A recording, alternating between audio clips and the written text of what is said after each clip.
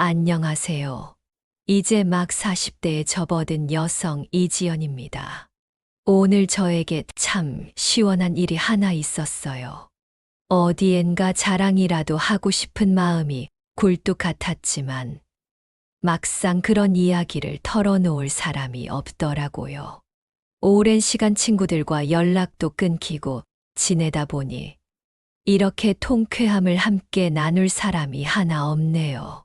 그래서 이 대나무 숲에 털어놓는 심정으로 제 이야기를 전해봅니다. 사연을 쓰기 위해 지난 시간들을 곱씹다 보니 저도 참 어리석었구나 하는 생각이 들고 괜히 눈물도 나더라고요. 하지만 동시에 다시는 그런 일을 겪지 않겠다는 다짐이 단단히 섰습니다. 이제는 보란 듯이 잘 살아야죠. 그래도 사람 마음이란 게 가끔은 진하게 씹는 뒷담화 한 번쯤은 해줘야 속이 풀리잖아요. 혹시 이 이야기가 그 사람들 귀에 들어가면 더 좋겠다는 마음으로 사연을 시작합니다. 지금으로부터 10년 전, 저를 마치 공주님처럼 떠받들어 주던 남자를 만나 결혼하게 됐습니다. 데이트할 때마다 그는 저에게 어쩜 이렇게 몸매가 좋아? 다이어트 하느라 고생하는 건 아니지 라며 칭찬을 아끼지 않았어요. 당시엔 그저 저를 좋아해서 예쁘게 보이고 싶어 그러는 줄로만 알았죠. 모든 게 예뻐 보인다는 그 말들이 기분 나쁘진 않았고 제 노력에 대한 보상처럼 느껴졌어요.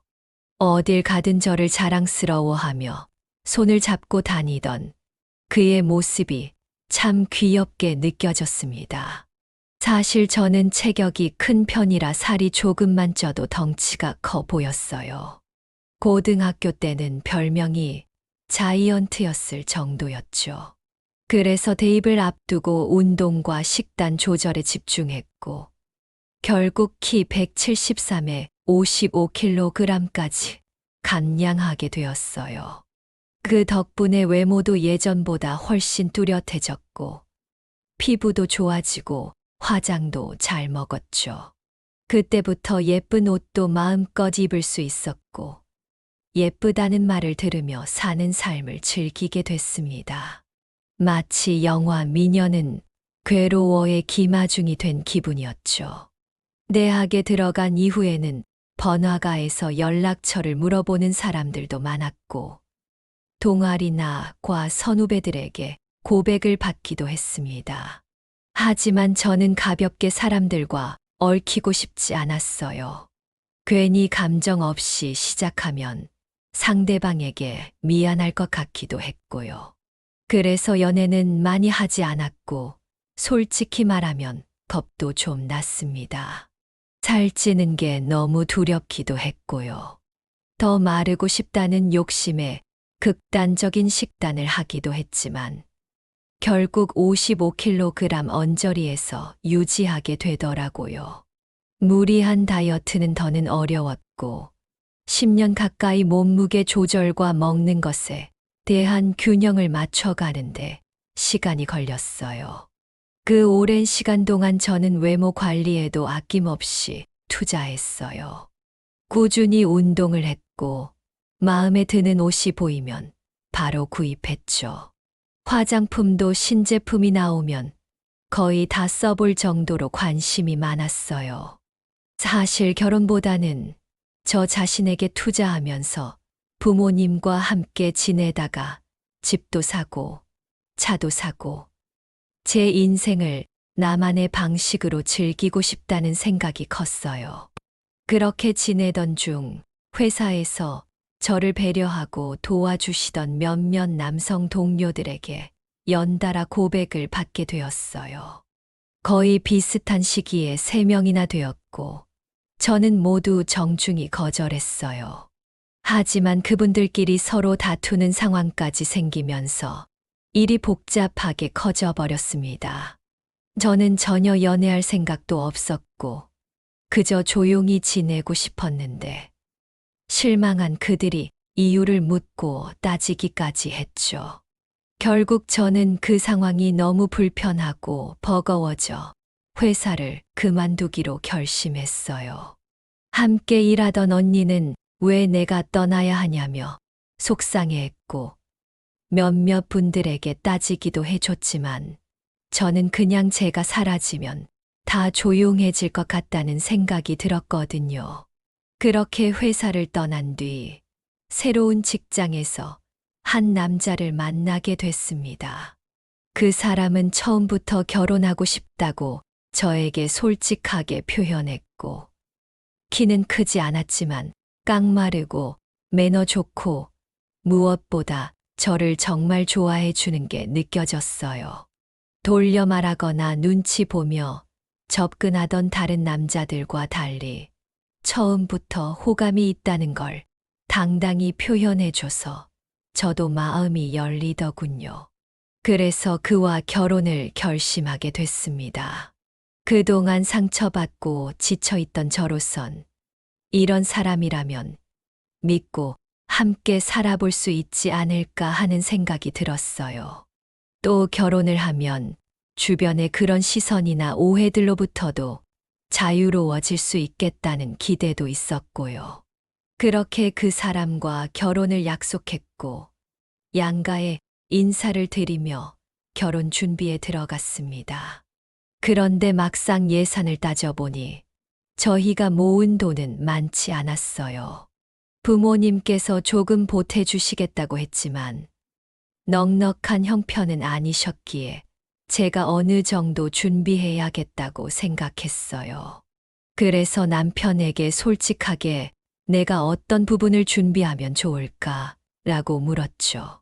그러자 그는 이렇게 예쁜데 돈까지 준비해 오라고 하면 너무하잖아요. 괜찮아요. 우리 부모님이 제 앞으로 해놓은 집도 있고 모아둔 것도 좀 있어요. 진짜 몸만 와도 돼요. 예쁘니까 다 괜찮아. 라고 했어요.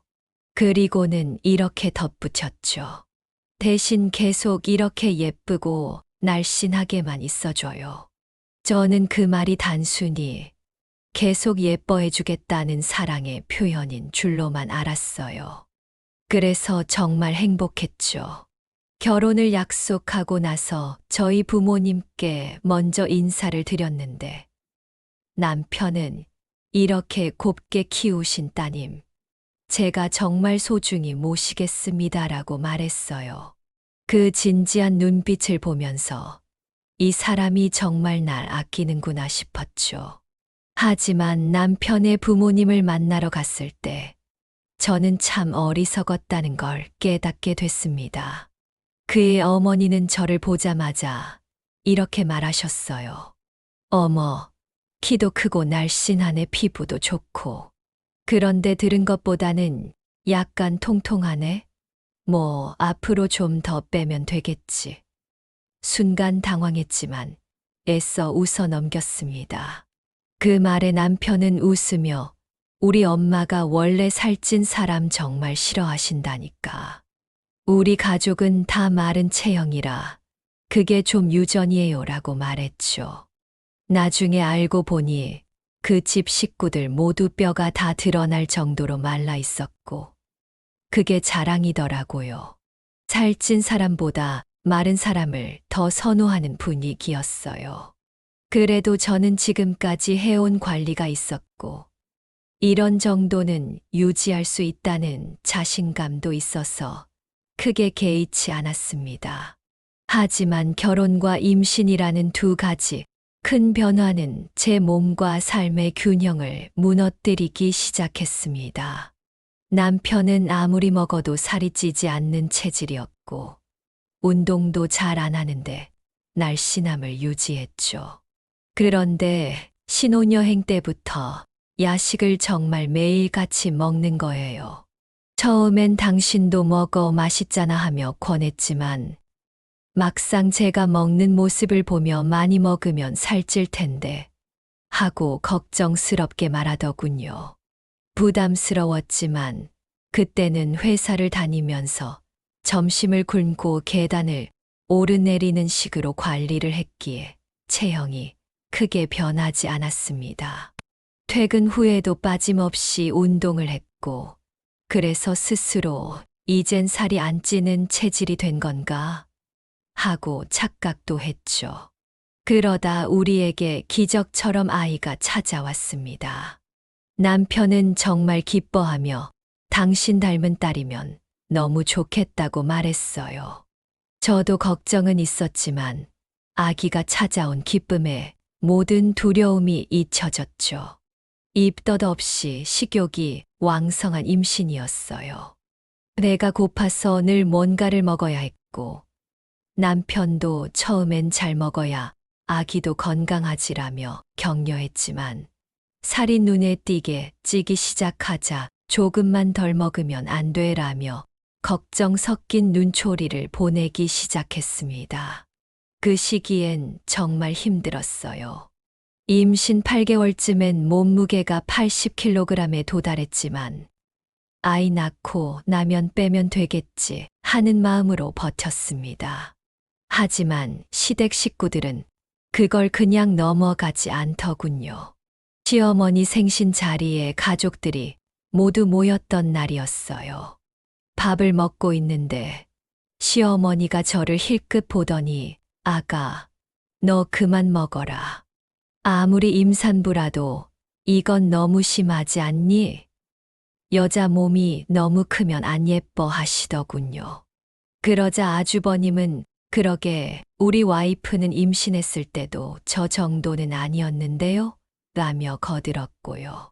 시누이는 옆에서 웃으면서 내가 언니 키가 커서 덩치가 더 있어 보인다고 했잖아.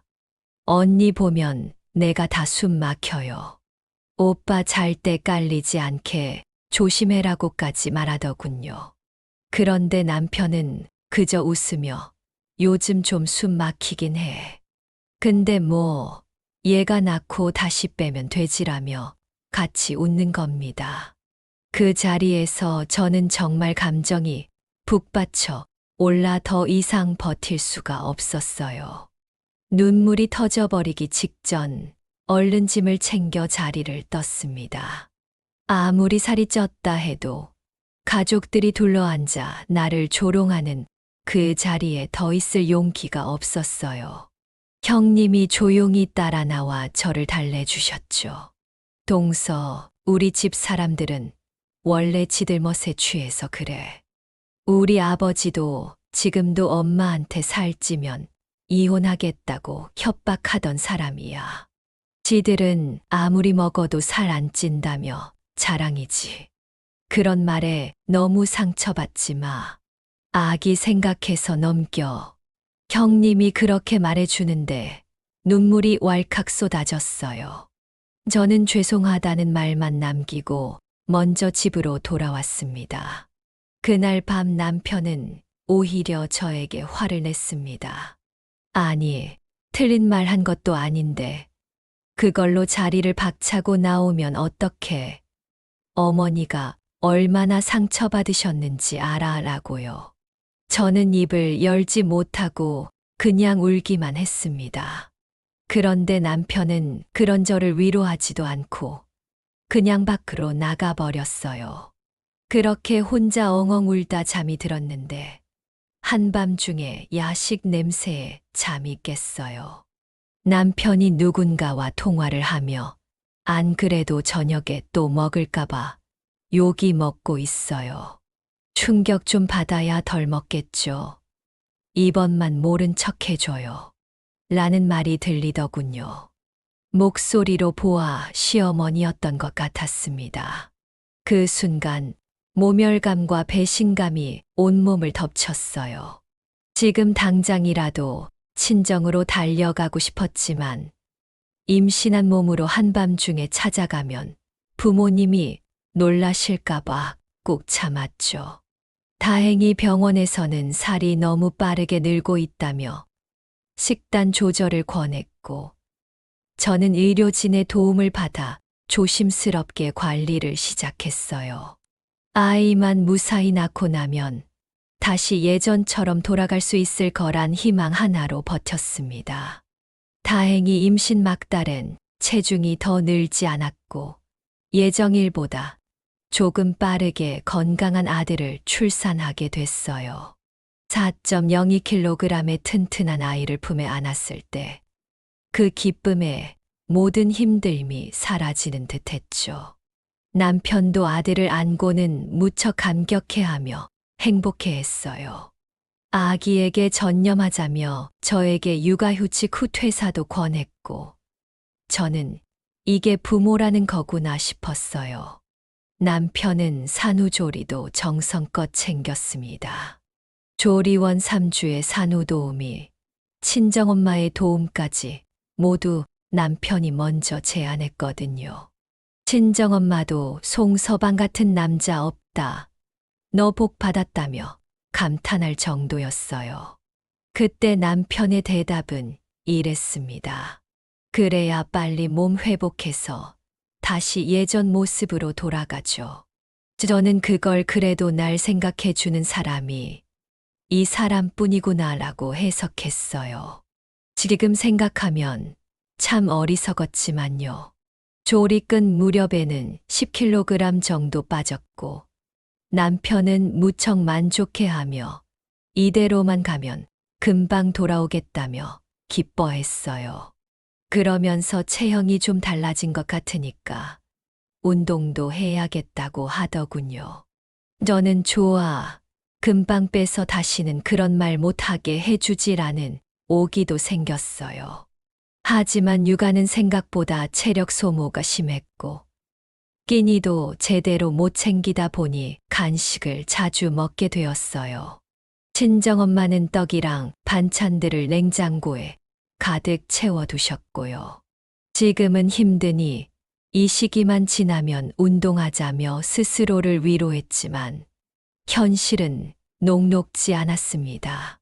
아이를 재우고 나면 운동은커녕 치운 집안일에 지쳐 남편의 야식을 함께 먹는 게 일상이 되더군요.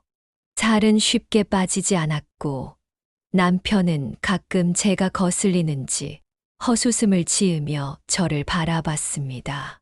그럴 때마다 마음이 철렁했지만 좀 더 있다가 빼자 하며 미뤘죠. 그렇게 아이 돌이 다가왔습니다. 돌잔치를 앞두고 시어머니께서 전화를 하셨어요.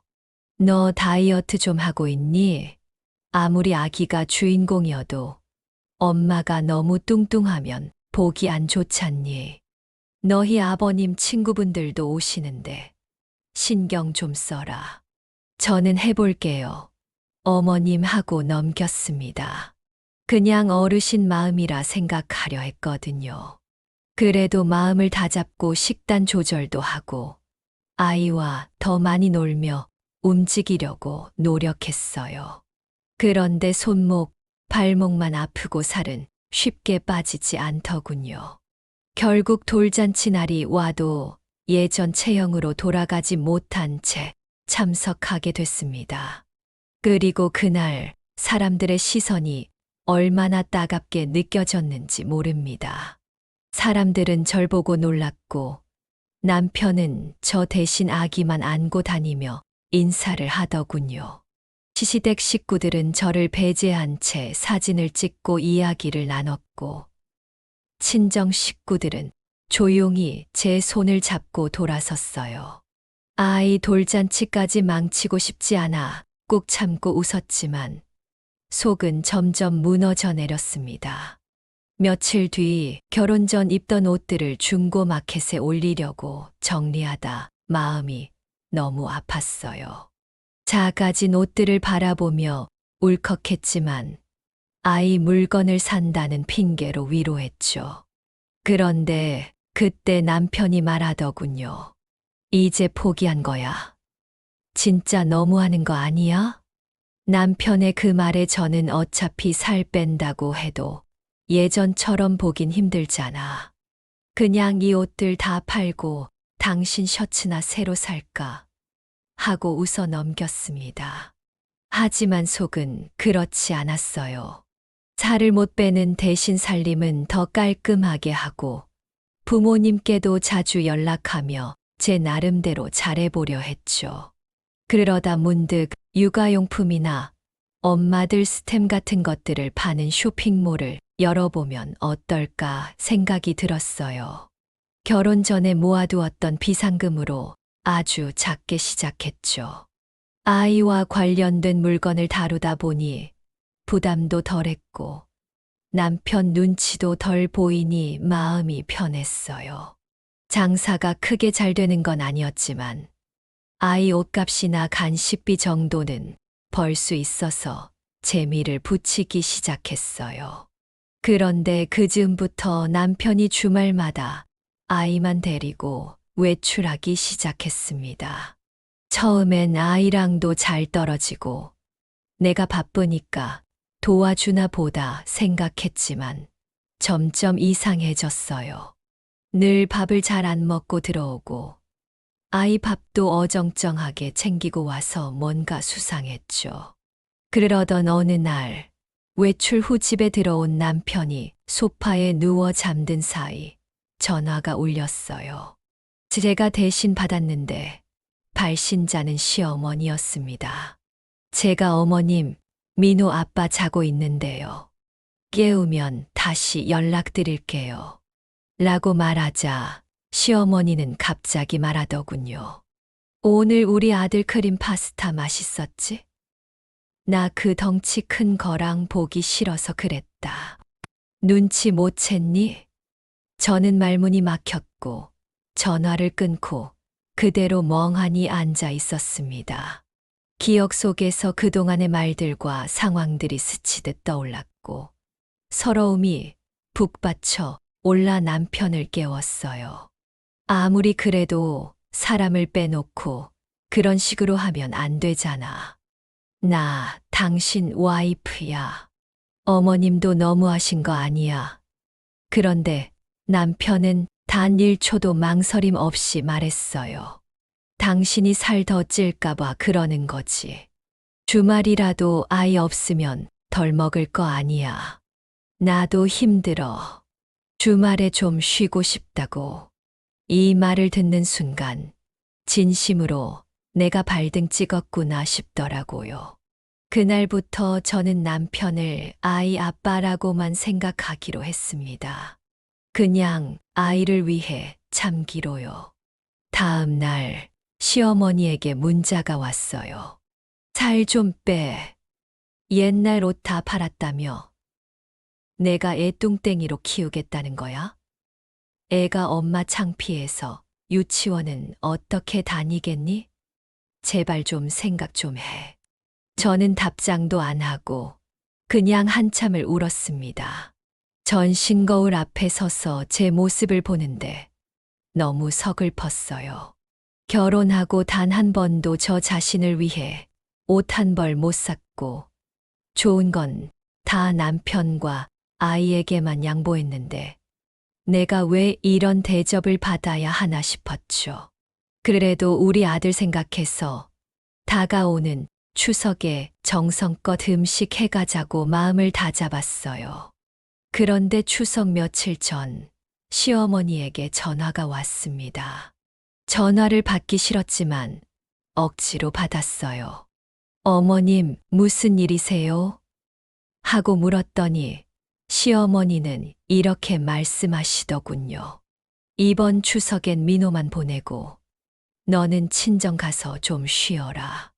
우리 작은 집 아들이 결혼할 여자 데리고 온다는데 너처럼 뚱뚱한 애가 옆에 있으면 좀 그렇잖니. 민호만 보내라. 그 말을 듣고 저는 더는 참을 수 없었습니다. 아니요, 어머님. 민호도 저랑 있을게요. 저는 창피하시겠지만 정원이는 저랑 있는 게 더 좋아요. 어머님이 그렇게 생각하셨다니 정말 실망입니다. 그렇게 전화를 끊었습니다. 가슴이 쿵쾅거렸지만 속이 조금은 시원했어요. 얼마 후 남편에게 전화가 왔습니다. 어머니가 생각해서 해주신 말인데 꼭 그렇게 삐딱하게 나올 필요 있어? 나도 사촌 동생 결혼하는데 창피해. 당신이 있으면 저게 형수냐, 이런 말 들을 거 아냐. 진짜 이제 부끄러움도 없냐라며 오히려 화를 내더군요. 그 말을 들으니 마음이 싸늘해졌습니다. 내가 왜 이런 대접을 받아야 하지? 나도 나만 생각하며 살면 예전처럼 돌아갈 수 있는데 안 하고 있는 건데 라는 생각이 스쳤습니다. 그런데 남편은 거기서 멈추지 않았어요. 이번에 어머니가 프라다에서 셔츠 샀대. 당신은 입을 사이즈가 없어서 못 샀지만. 하하. 그 말에 저는 확신이 들었습니다. 이제 정말 끝내야겠다. 이혼을 결심한 순간이었죠. 하지만 문제는 현실이었습니다. 부모님 명의의 집, 아이, 재산 분할 무엇부터 준비해야 할지 막막했어요. 아이는 꼭 제가 키우고 싶었습니다. 그래서 저는 제가 직접 입는 옷을 쇼핑몰에 올리는 방식으로 사업 콘셉트를 바꾸기로 했어요. 남편은 이제 큰 옷만 입냐? 누가 그런 거 입냐 하며 비웃었지만 저는 꿋꿋하게 사진을 찍어 올렸습니다. 처음 3개월은 주문이 거의 없었지만 SNS에 꾸준히 올린 글들이 반응을 얻기 시작했어요. 공감하는 댓글이 달리고 리뷰마다 응원의 말이 이어졌습니다. 그렇게 6개월이 지나자 전문 모델들과 촬영도 하게 되었고 사무실도 마련하게 되었어요. 시댁 쪽에서는 여전히 연락이 없었고 시어머니는 가끔 살 좀 빼라는 메시지만 보내왔습니다. 저는 그럴수록 더 일에 집중했어요. 아이와 보내는 시간만큼은 절대 줄이지 않았고 남편과는 식사도 줄이고 대화도 줄이며 그저 같은 집에 사는 사람처럼 지냈습니다. 그러자 어느 날 남편이 매출 정리하는 제 곁에 와서 장부를 훔쳐보더니 당황한 듯 이렇게 벌어? 하며 물었어요. 쉬엄쉬엄 해. 너 이 정도면 된 거 아니야? 라며 말을 흐리더군요. 한 달 매출도 아닌데 말이죠. 속으로 웃음이 나왔습니다. 그리고 정신없이 바쁘다 보니 살도 조금씩 빠지기 시작했어요. 그렇게 맞이한 또 한 번의 추석, 시어머니에게서 전화가 왔습니다. 이번 추석에 놀 거지. 그동안 너무 못 만났잖니 하며 상냥하게 말하더군요. 뻔한 의도가 보였지만 저는 웃으며 대답했어요. 어머님, 저 불편해 하셨잖아요. 그래서 이번엔 저희 정원이랑 여행 가기로 했어요. 부모님도 함께요. 이번에 차도 바꿨어요. 그렇게 단호하게 말하고 전화를 끊었습니다. 그러자 시어머니의 목소리가 갑자기 확 바뀌더군요. 야, 시어머니가 이렇게 전화했으면 잘못했어요. 해야지. 여행이라니. 진짜 보자 하니까 어디서 그런 망발이야? 내 아들이나 되니까가. 너 같은 덩치도 데리고 살지. 누가 너 같은 걸 데리고 사냐? 군소리 말고 그냥 와라며 소리를 질렀습니다. 저녁에 남편이 퇴근하자마자 당신 뭐 하는 짓이야? 명절에 여행, 제발 좀 조용히 살자. 나도 힘들어 죽겠어. 라며 화를 냈어요. 그래서 저는 웃으며 말했습니다. 그래, 힘들겠지. 그럼 우리 이제 그만하자. 내가 당신 도와줄게. 그만하자. 남편은 황당하다는 표정으로 이혼 얘기 장난이야? 라며 되묻더군요. 저는 웃으며 왜? 내가 뚱뚱해서 창피하다며? 나 지금 돈도 벌고 살도 빼고 있는데도 부끄럽니? 라고 받아쳤습니다. 남편은 벙찐 표정으로 그래, 그러자.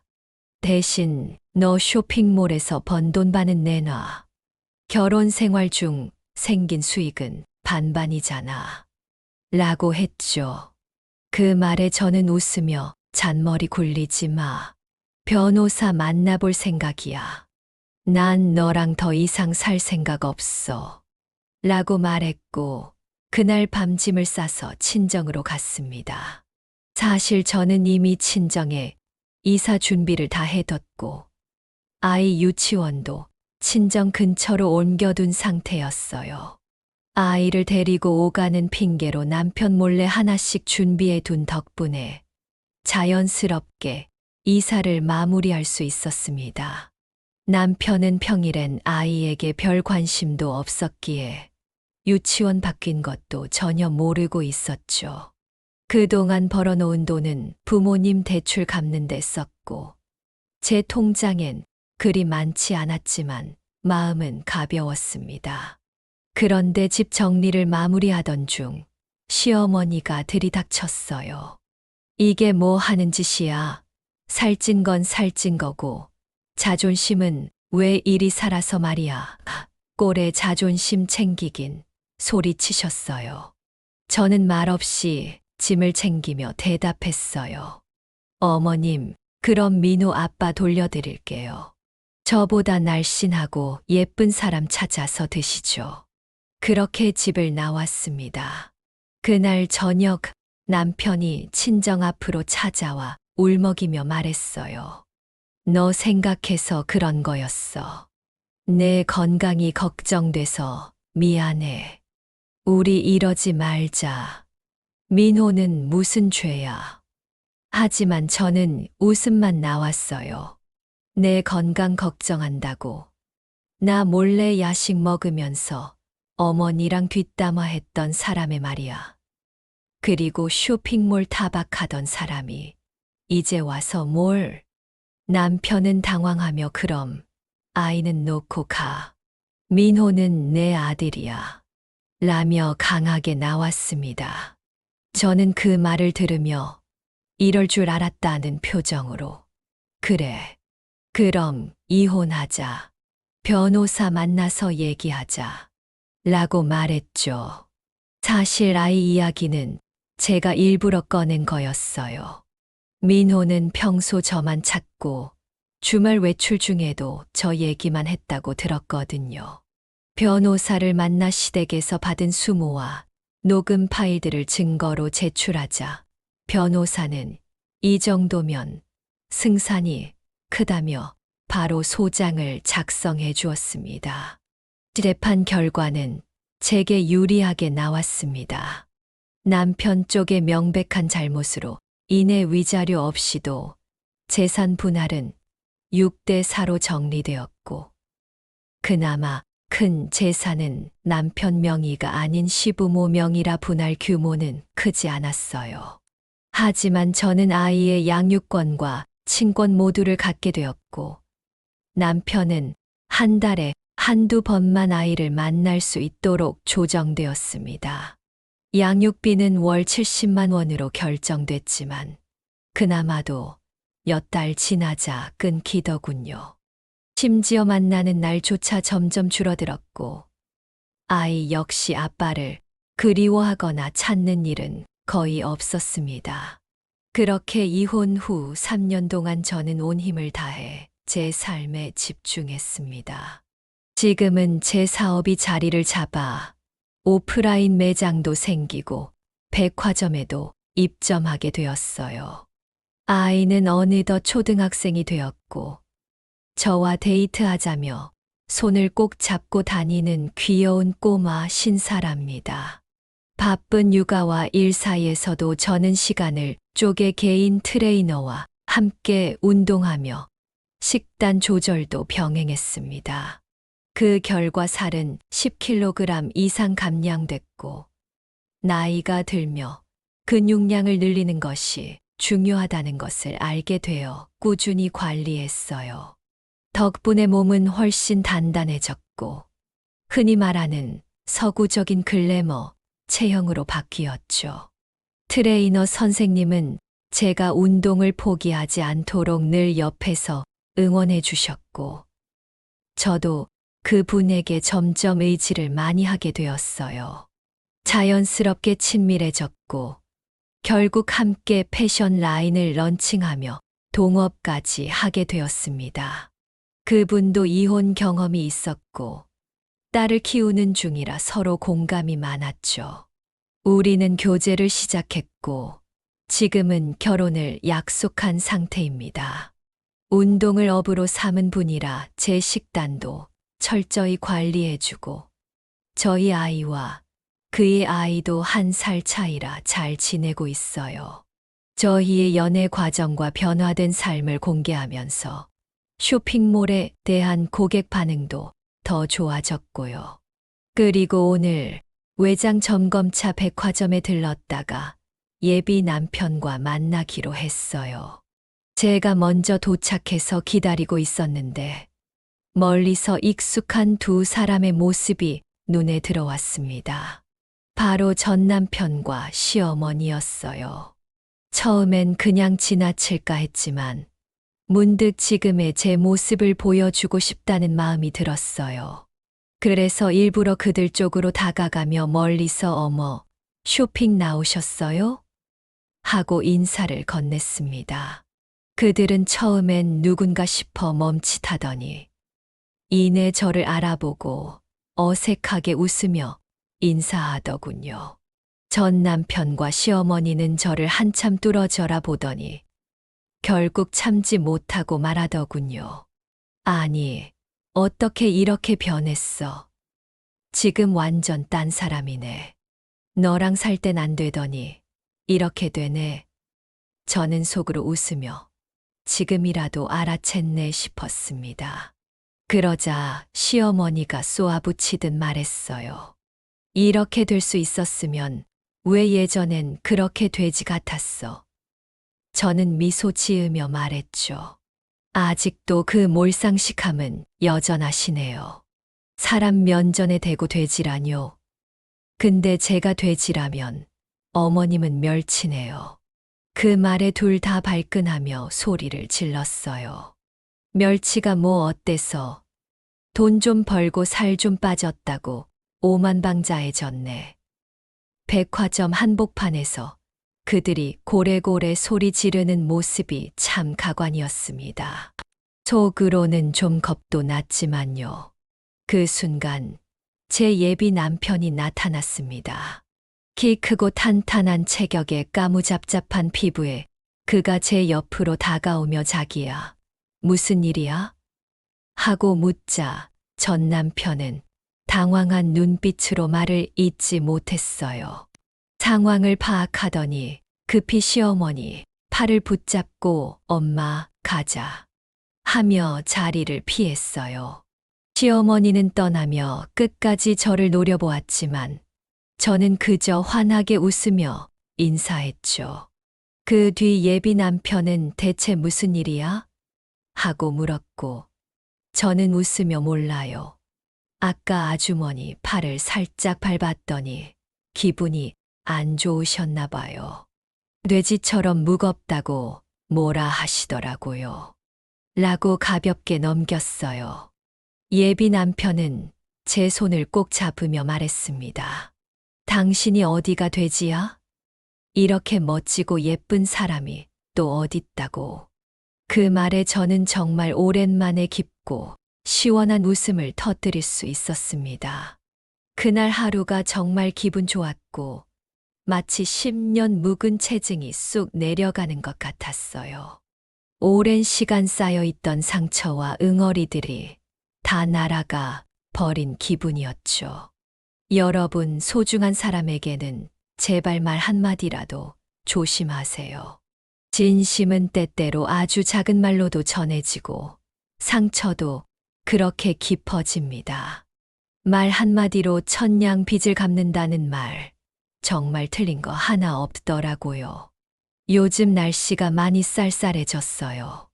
모두 감기 조심하시고 건강 유의하시길 바랍니다. 지금까지 긴 제 이야기 들어주셔서 진심으로 감사드립니다. 재밌게 들으셨다면 구독과 좋아요 눌러주세요. 감사합니다. 안녕히 계세요.